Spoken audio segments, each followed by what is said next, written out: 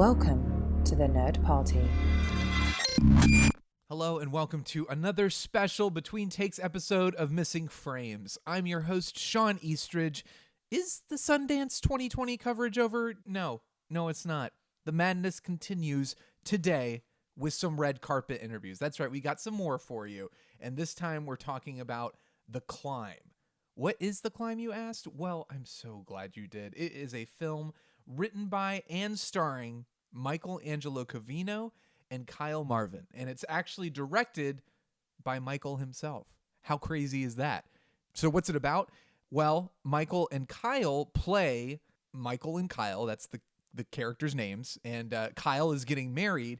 He and his best friend and best man, Mike, embark on a bike ride to clear the sinuses when, out of nowhere, Mike reveals that he slept with Kyle's fiancée. And that's really all you need to know about it. That's all I'm going to say about it, because the less you know going into it, the better. The film has so many fun little things going on. I don't want to ruin anything for you. So all you really need to know is that this movie is ridiculously funny, and it's odd and dark, and it's just a really interesting take on the whole idea of the bromance, quote unquote. But I got to attend the film's red carpet premiere at Sundance, and I chatted with the film's stars and with Michael and Kyle. Now, this whole screening, it was a big deal because they were simulcasting it, which basically meant they were broadcasting it and the Q&A in 10 different cities at the same time. I think it was the first time Sundance had ever done that, so that was exciting. But more exciting was the movie itself, and getting to chat with everybody about it before seeing the movie was a lot of fun. Now, the film will be getting a limited release on March 20th, I believe is what the date is. And you can follow them on Instagram at The Climb Film and keep up to date with all the stuff going on there. But let's kick off these interviews. We'll start with Daniella Covino, who is actually Michael's real-life sister, but she plays Kyle's sister in the movie. Are you confused yet? Because I'm always confused, not just by this, but in general. But you know what? It doesn't matter. Let's go ahead and push off with this first interview. So early on, this started as a short, and it was just like a simple thing. It was like 7 minutes and things like that. So your character was not in it. Mm-hmm. At what point did you first learn about the concept, and when did you learn that Michael wanted to turn it into a full-length feature? How did you feel about that? I knew that when they were making the short, I knew that that's what their goal was, right? So they didn't have it written as a feature at that point. They kind of just had the short. They said, let's make it super simple, easy to shoot, no money, get our friends to just kind of help us do it, and let's try to get into Sundance. That's awesome. We did. And it happened. We did. Yes. And then they were like, when we were coming for Sundance, they were like, let's try to get money for this so we can make a feature. Mm-hmm. They didn't have it written at that point, but when we came, they just networked like crazy and met people and got financing, topics, gave them the money to make the feature, and then we made the feature. I think they turned the script around in I want to say 2 months, don't quote me on that, but I think somewhere I'm quoting you on that. Exactly it's happening. on that. Yes, it's happening. I think, they'll probably tell you how long it took, but okay. It was a very short amount of time to write a feature film. And then we just started shooting not very long after that, and it's been a whirlwind ever since. And were you so excited? You knew that you were getting a part. I heard you saying you knew you had a part in the movie, that they wrote it for you. But was it still kind of exciting to be like, yes, I get to be a part of this now? It was incredible. Yeah. I mean, they are two of the most talented guys I've ever met. I am biased, but they are a little bit. They're two of the most talented guys I've ever met, and they're freaking hilarious. And just to be a part of this in general is incredible. To see it grow has really been the most incredible experience, because I watched it go from a short film. Yeah. I watched them write it, and then I watched them put it into pre-production, and then I was there for shooting, and then I watched us premiere at Cannes. So it was just I've been involved from the short to our premiere for our feature, and it's been life-changing. So I've seen the trailer. I'm so excited to watch it. I'm seeing it tonight, so I'm very excited. Your character is married to... Not mine, so okay. The other sister is. Gotcha. I'm sort of I come in here and there with a few one-liner comic relief moments. Gotcha. So Mike plays Mike and Kyle plays Kyle. Yeah. Now they're not, we all sort of played heightened versions of ourselves. Right. So it's not that we're really married to these characters as that's who we are, but we have an aspect of each character in us, So with my character, she's sort of just fun and loves everyone, and she's sort of, which is how I am in my family. I'm the youngest of four. Mike's my brother, my real life brother, and he sort of, got a lot of personality. He's very strong, and I'm sort of just like the fun, like lighthearted, easy, love everyone person. So I think that's what I really tried to bring to my character in the film, because I play Kyle's sister in the film, not Mike's, and my role in the film was to just kind of be the warm, loving. Was that a huge stretch where you're like, I can't process this. He's my brother, but I'm not playing like. Well, it was weird actually. The scene where I hug him for Christmas, and you'll see, we greet him. Yeah. Mike's going through a tough time. That was kind of weird because I was thinking about if that really was my brother's friend, but he is my real life brother. So I just had so much empathy for him in that scene. I was like, oh, I love you so much, but it's because obviously he's my real brother. But we grew up. We had so many. Mike played football when we were growing up, and we had so many football friends that sort of became adopted into our family. A lot of Mike's friends are like my brothers, so it was easy to channel that.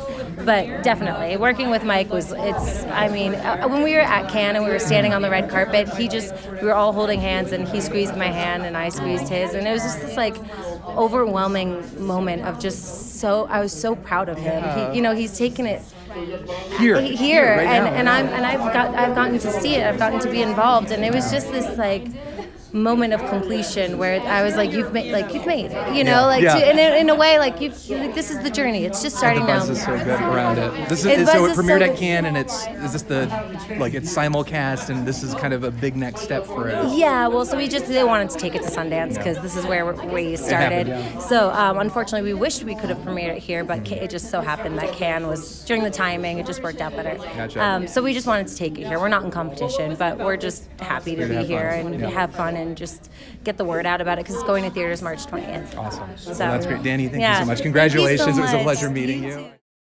Now, next up is Judith Godrèche. I think I am probably butchering that name. If you know me by now, it's that butchering names is a thing I do constantly. But Judith plays Kyle's fiancée, and this is the woman who is cheating on him with his best friend, Mike.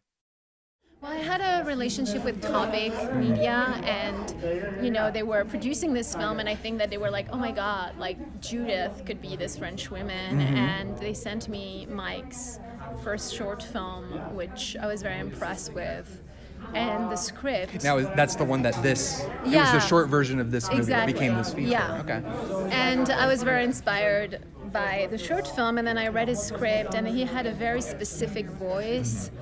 The script was really like nothing else I had read. It was almost European, and it felt very personal, yet it wasn't small. It wasn't like, and I was like, this guy has a voice, has a tone that is really interesting, and even though the the part was really small, I was like, I'd like to be part of this. How much input did you get in terms of workshopping the character from the start? Did you get I really basically, followed his very specific. He had very specific ideas about how he wanted me to act, almost like with a neutral tone, like something that does not really deliver any emotions or any information, which was a very specific tone that I tried to embrace as much as I could. I imagine that was tough, though. Yeah. Yeah, but how did you overcome that? Like, how did you hone in and make that happen? Well, I think because every scene is one shot. I think it's like a dance, and it's almost as much as a physical work. Every scene is one shot. Yeah. Wow. I'm seeing it for the first Oh, time. okay, got it. That's amazing. Yeah. Okay, so you guys really had to meticulously rehearse and get everything down. Yeah. Was that tough? We shot that scene in 3 days, between rehearsal and shooting, but it's just one scene, one shot. So it was intense. Yeah, I imagine, but I am sure it was fun. Yeah, it was. Yeah, and what do you take from this experience that you hope to bring into future projects? Well, what I take from this experience is that, I think I find it great that someone who comes with a short film in Sundance, then, the next thing he's doing his feature, and it just takes that, he's a first-time director, and suddenly he's having this movie, and everything's everyone wants to work with him now, and I think there was some sort of not a fairy tale story, but I think it's a really amazing success. It's close. Yeah. Success story, yeah. And next up is Gayle Rankin. She plays another woman in Kyle and Mike's life that threatens to come between them and potentially ruin their friendship. Let's talk about The Climb. Let's talk about it. Gayle, tell me, because I haven't seen it yet. Okay, and cool. I'm so excited to see it. Oh, amazing. So give me some context. Tell me a little bit without spoiling anything So, about as you might know, Yeah. it is it's a dramedy. Mm-hmm. It's a cinephile dramedy, I would say. I like it's an that. art house dramedy that centers around two men and their friendship. Mm-hmm. And I'm the woman, one of their fiancés, that kind of is becomes embroiled in that friendship in many different ways. And do you remember getting the script or the first conversation, getting involved with this process? I do. I remember people being so excited about the short. I remember that casting director Rebecca Dealey and Jessica Kelly are amazing, and they were very enthusiastic about the short, and everyone was very enthusiastic when it came out in 2018 at Sundance, and I watched it and I was like, oh, this is serious. And then I read the script and I was like, oh yeah, I want to do this. What was it that, because it seems like it's kind of romantic in a way. So it seems like, but it's also very like universal. I found there's something. These men are extraordinary, and they kind of encapsulate not only like masculine qualities, but like feminine qualities and like just human qualities, and the fact that like their relationship can withstand the turbulence that it endures during this film is a testament to like who these specific men are, you know. Yeah. And they wrote them really specifically, and it's really unique. Judith mentioned that every scene is done kind of in a single take. Yeah. What was that like? That's I mean, amazing. It's insane. I mean, it's wonderful. I actually worked with the director Alex Ross Perry on a film called Her Smell that we actually shot in a similar way, and so I was quite familiar. You were already with a little that. acclimated to that. Yeah, and also coming from a theatrical background, I was used to working that way, rehearsing something, playing it all the way through, and it does give the film a really unique texture, and also like allows the comedy to kind of swell and, you know, quiet and become like, I think, really sophisticated and funny and deep and weight and a lot like life, you know. Yeah. Things like life are always elevated cool. life. I'll take it. Yeah. I'll take it. I'm very excited. Cool. Gayle, thank you so much for chatting with me. And finally, we have the boys themselves, Michael and Kyle. So let's hear what they have to say about this movie. How do you guys feel? You guys pumped about this? Absolutely. Yeah. Being simulcast, this is insanity. I know. But tell me a little, because I did not realize that every scene takes place in one take. Like, More you or guys less, kind of yeah. So what was the idea behind that? What was the thinking behind We that? hate editing. Oh, gotcha. All right. Yeah, we're just it's like, that easy. Yeah, it's just like, I was like, it's not fun. No, long, it's tedious. Right? No deeper creative process. That's it. No. Editing sucks. Simplicity. No, it was. We really like the idea of living in the moment with these characters and the immediacy of that. Yeah. And wanted to explore that sort of and almost like in a more elliptical storytelling in a more elliptical fashion, where we get 7 minutes, then we jump ahead sometime, and then we get another 10 minutes, and we sort of get to like experience the moment to moment with these characters, and then figure out. And you don't get all the pieces in between in the story, so you don't fully understand. You don't get the whole thing. It's a little bit more active for the viewer. You got to sort of like figure out what's going on. Gotcha. What do you have to say to that? No, but he said it better than I could ever All say. right, there you go. So as far as extending this from a short to a feature, what I've heard is that you guys kind of made this short in a way to pitch as a feature. Is that true? Sundance was really just the biggest platform we could ask for with a short to turn it into a feature, because it gives an investor the vote of confidence to say, oh yeah, this is a Sundance short. It's a proof of concept for These something guys may bigger. not like editing, but they can make a movie. Maybe we'll let these two act in the feature as well, instead of bringing in, John C. Reilly to play Kyle, which I wanted to, by the way. I would be down. I'd be okay with that. Just to be clear. John, if you're listening, Yeah. you can come back and we'll do it. We'll in do retro. reprise. Digital effects. Yeah. Well, thank you so much. I'm so Thank excited you. to watch it. Are you seeing it tonight? I'm seeing it tonight. That's awesome. Congratulations. Thank you so very much. Have fun, okay?